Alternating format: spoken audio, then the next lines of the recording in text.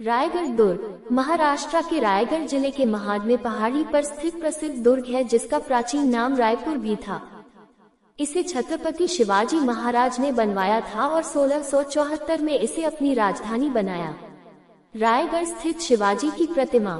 रायगढ़ पश्चिमी भारत का ऐतिहासिक क्षेत्र है।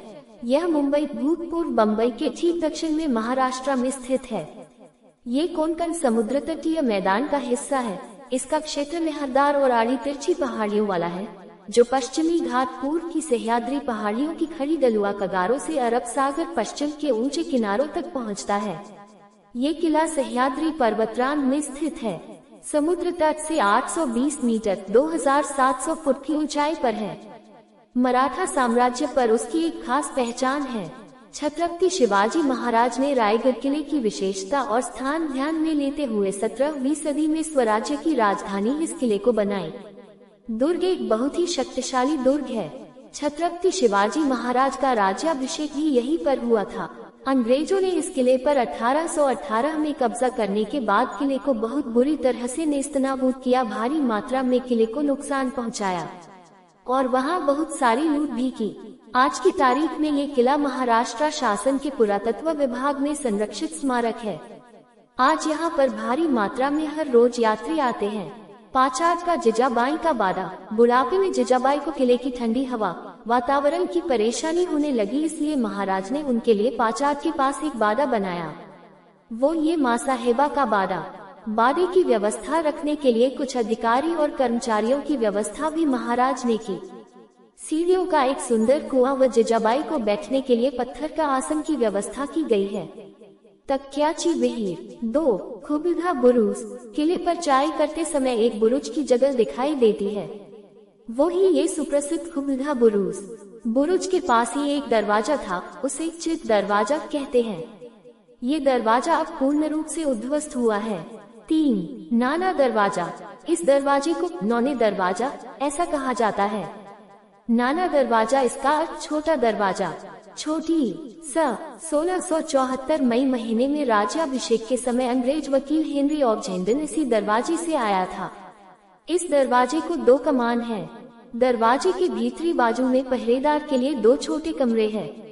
उसे देवड़ा कहते हैं। मदारा मोचा या मशीद मोचा। चित दरवाजे से जाने पर आगे रास्ते पर एक सपाटी लगती है।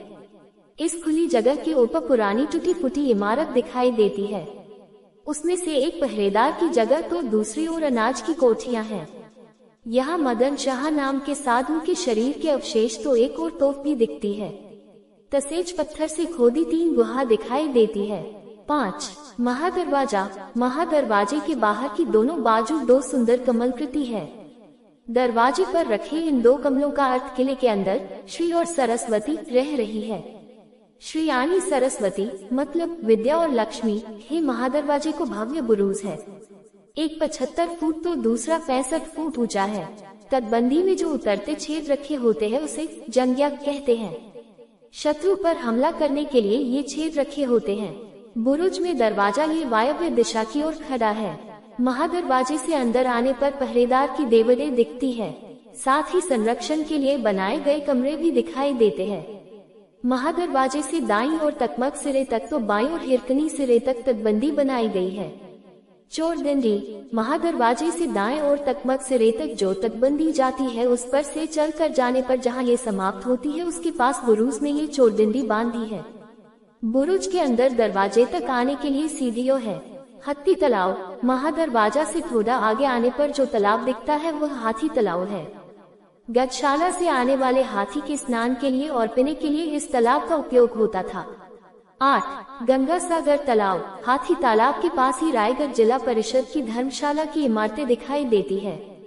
धर्मशाला से दक्षिणी की ओर अंदाजे 50-60 कदम चलते गए थे जो तालाब आता है वो गंगा सागर तालाब है।